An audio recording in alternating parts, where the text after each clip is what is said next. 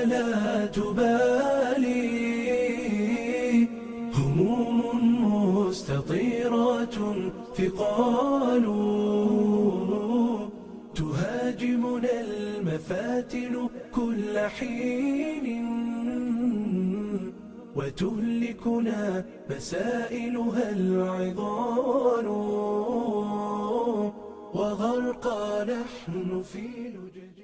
إن الحمد لله نحمده ونستعينه ونستغفره ونعوذ بالله من شرور أنفسنا ومن سيئات أعمالنا من يهده الله فلا مضل له ومن يضلل فلا هادي له وأشهد أن لا إله إلا الله وحده لا شريك له وأشهد أن محمدا عبده ورسوله وصفيه وخيرة خلقه أما بعد عباد الله إخواني أخواتي chers frères chers sœurs, voilà que 2 semaines du mois de Ramadan qui se sont écoulées. C'est passé très vite, un peu comme cette vie ici-bas, dont les jours, les mois, les années s'écoulent. Il nous rapproche de plus en plus de notre rencontre avec notre Seigneur. Cette vie dont Allah subhanahu wa ta'ala en a fait le lieu et le temps, le moment de l'épreuve, il dit fi surat al-Mulk الذي خلق الموت والحياة ليبلوكم أيكم أحسن عملا وهو العزيز الغفور. C'est lui qui a créé la mort et la vie afin de vous éprouver et de faire paraître, de voir qui d'entre nous auront fait les meilleures actions. Donc Allah subhanahu wa ta'ala a fait de cette vie le lieu et le temps de l'examen dans lequel nous sommes. Cette vie qui a été vécue par nos pères, nos aïeux, nos ancêtres, puis ils ont été rappelés vers Allah subhanahu wa ta'ala avec le résultat de leurs actions. Cette vie qui sera soit à ton avantage le jour du jugement dernier, soit à ton désavantage, selon la façon et la voie dont tu as décidé de prendre. Cette vie dont les moments, les jours, les années s'écoulent et conduisent l'être humain soit vers l'agrément de son Seigneur et son pardon, afin qu'il soit parmi les élus du paradis, ou alors elles les conduisent vers la colère d'Allah subhanahu wa ta'ala et son châtiment, qu'Allah nous préserve. L'homme heureux sera celui qui aura considéré cette vie à sa juste mesure. Il n'aura pas été trompé par les fausses illusions. Il aura fait de cette vie une passerelle vers l'au-delà et vers sa place au paradis. Et le malheureux, c'est celui dont la vie l'aura trompé et celui qu'il s'est laissé tromper par le shaitan ou par les illusions de cette vie. Il n'y a pas un être humain sur terre qui ne cherche pas le bonheur sur terre, la paix intérieure, une vie heureuse. Et Allah subhanahu wa ta'ala veut pour nous cette paix intérieure et veut pour nous ce bonheur dans cette vie et dans notre vie. Mais il nous a montré que ce bonheur et que cette paix intérieure, elle ne peut se faire que dans sa proximité, dans la piété, dans le fait de vivre et de suivre sa voie. Allah subhanahu wa ta'ala fi surat Taha nous dit فإما يأتينكم مني هدى فمن اتبع هدايا فلا يضل ولا يشقى. Certainement un guide va vous parvenir à celui qui suit mon guide. Eh bien, il ne sera pas parmi les égarés et il ne sera pas malheureux. Dans surat Al-Nahl, la sourate des abeilles, Allah subhanahu wa ta'ala nous dit من عمل صالحا من ذكر أو أنثى وهو مؤمن فلنحيينه حياة طيبة ولنجزينهم أجرهم بأحسن ما كانوا يعملون. Celui qui aura fait le bien, qui aura fait des œuvres qui sont salih. Salih, c'est dans la droiture, selon les conditions d'Allah subhanahu wa ta'ala, qu'il soit homme ou femme, à condition qu'il soit croyant, eh bien certainement nous le ferons vivre une vie agréable, paisible.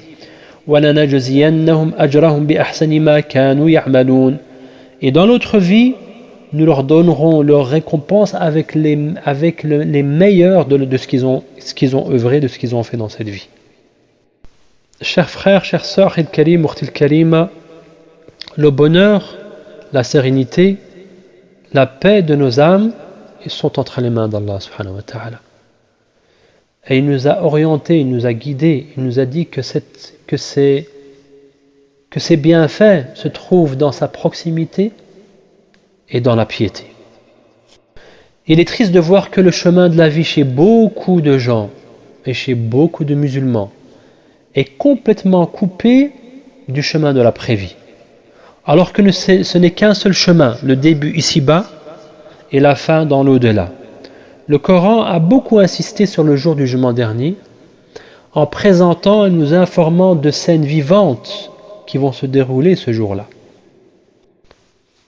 Les premiers musulmans, la génération des compagnons, vivaient pleinement avec le Coran et vivaient avec ces scènes du jour du jugement dernier, d'où leur grande foi en ce jour de la résurrection et d'où le fait que leurs actions leurs intentions étaient pures et étaient sincères.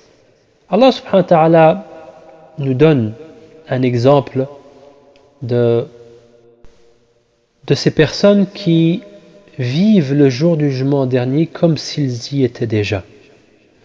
Fi surat al-Insan, Allah subhanahu wa ta'ala nous parle d'un groupe de personnes.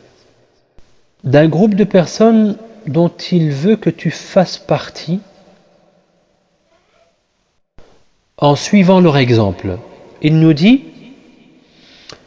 وَيُطْعِمُونَ الطَّعَامَ عَلَى حُبِّهِ مِسْكِينًا وَيَتِيمًا وَأَسِيرًا إِنَّمَا نُطْعِمُكُمْ لِوَجْهِ اللَّهِ لَا نُرِيدُ مِنكُمْ جَزَاءً وَلَا شُكُورًا إِنَّا نَخَافُ مِنْ رَبِّنَا يَوْمًا عَبُوسًا قَمْطَرِيرًا فوقاهم الله شر ذلك اليوم ولقاهم نضرة وسرورا. Qu'est-ce que font ces gens? Ils offrent la nourriture malgré qu'ils aiment cette nourriture. Ils l'offrent aux pauvres, à l'orphelin, aux prisonniers, disant que c'est pour le visage d'Allah subhanahu wa ta'ala que nous vous nourrissons. Nous ne voulons de vous ni remerciement ni récompense. Nous avons peur, nous craignons de la part de notre Seigneur un jour terrible et catastrophique, le jour du jugement dernier. Allah subhanahu wa ta'ala, en guise de rétribution et de remerciement, il nous dit, Allah les protégera donc du mal de ce jour-là et leur donnera splendeur et joie au paradis.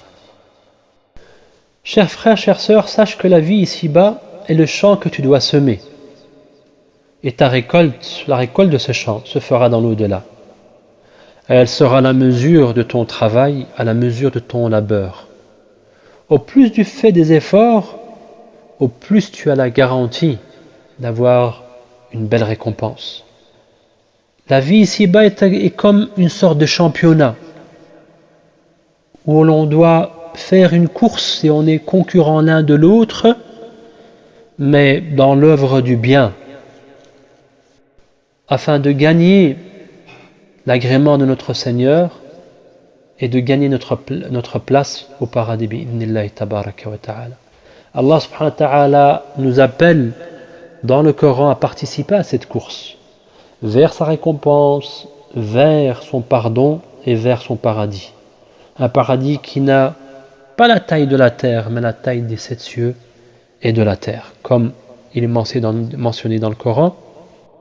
Il dit subhanahu wa ta'ala سابقوا إلى مغفرة من ربكم وجنة عرضها كعرض السماء والأرض أعدت للذين آمنوا بالله ورسله ذلك فضل الله يؤتيه من يشاء والله ذو الفضل العظيم. Il nous dit, dans ce qui peut être une interprétation, hâtez-vous, courez, dépêchez-vous vers le pardon de votre Seigneur et vers un paradis dont la grandeur, la taille est aussi grande que les cieux et la terre, qui a été préparé pour les gens qui ont eu la foi en Allah subhanahu wa ta'ala et en les prophètes. Et ceci est la largesse d'Allah subhanahu wa ta'ala qu'il donne à qui il veut, et Allah subhanahu wa ta'ala à l'immense largesse. Il nous dit aussi, fi surat al-Mutaffifin, après avoir fait la description des délices du paradis et du bonheur des gens du paradis, il dit وَفِي ذَلِكَ فَلْيَتَنَافَسِ الْمُتَنَافِسُونَ. Pour cela, pour obtenir cela, que les concurrents se fassent concurrence pour gagner et arriver dans les hauts degrés du paradis. Akhil Karim, Ukhtil Karima, dans ce championnat dans lequel nous sommes, il y a une épreuve bien particulière qui est peut-être difficile pour certaines âmes et certaines personnes. C'est l'épreuve du don et de l'aumône. Sache que chaque jour, 2 anges descendent sur terre et invoquent Allah subhanahu wa ta'ala. Et il dit, ô Allah, donne à chaque être charitable qui a fait le bien, qui a dépensé de ce que tu lui as attribué, restitue-lui ce qu'il a dépensé. Et ils disent, l'autre dit, Seigneur, dissipe et lapide la fortune de l'avare, celui qui n'aura pas dépensé ce que tu lui as attribué dans ta voie et pour ceux qui en ont besoin, pour les démunis. Dans une tradition prophétique, il est dit que l'aumône éteint la colère d'Allah subhanahu wa ta'ala. Et donc, celui qui a commis énormément de fautes dans sa vie, eh bien, qui multiplie les dépenses dans le sentier d'Allah subhanahu wa ta'ala et les dons et les aumônes aux gens qui en ont besoin. Dans une tradition prophétique, le prophète sallallahu alayhi wa sallam nous dit que chaque enfant d'Adam, chaque être humain, sera sous l'ombre de son aumône jusqu'à ce que Allah subhanahu wa ta'ala finisse de juger les gens. Dans le Coran, Allah subhanahu wa ta'ala nous dit وَمَا أَنفَقْتُم مِّن شَيْءٍ فَهُوَ يُخْلِفُهُ وَهُوَ خَيْرُ الرَّازِقِينَ. Allah subhanahu wa ta'ala nous dit tout ce que vous dépensez au service d'Allah subhanahu wa ta'ala, Allah subhanahu wa ta'ala va vous le restituer. Et c'est lui le meilleur des donateurs. Chers frères, chères sœurs, Allah subhanahu wa ta'ala attend de toi que tu investisses ton argent. Si tu investis, tu l'investis pour toi-même. Ce que tu donneras à Allah subhanahu wa ta'ala ou ce que tu prêteras à Allah subhanahu wa ta'ala, comme il est mentionné dans le Coran, eh bien Allah subhanahu wa ta'ala va te le multiplier. Il se peut qu'une petite aumône, Allah subhanahu wa ta'ala fait en sorte que tu la découvres, tu la retrouves le jour du jugement dernier comme une énorme montagne de hasanat et de bonnes actions. Cela dépendra de ton intention et aussi de ta volonté à vouloir faire le bien dans le sentier d'Allah subhanahu wa ta'ala, surtout dans les situations difficiles et surtout lorsque des gens démunis, des gens qui sont dans le besoin ont besoin de ton aide et tu fais dans ce sens-là un effort sur toi-même, sur ta personne afin de contrôler cette avarice qui est en nous et de développer ce bien qu'Allah subhanahu wa ta'ala t'a comblé.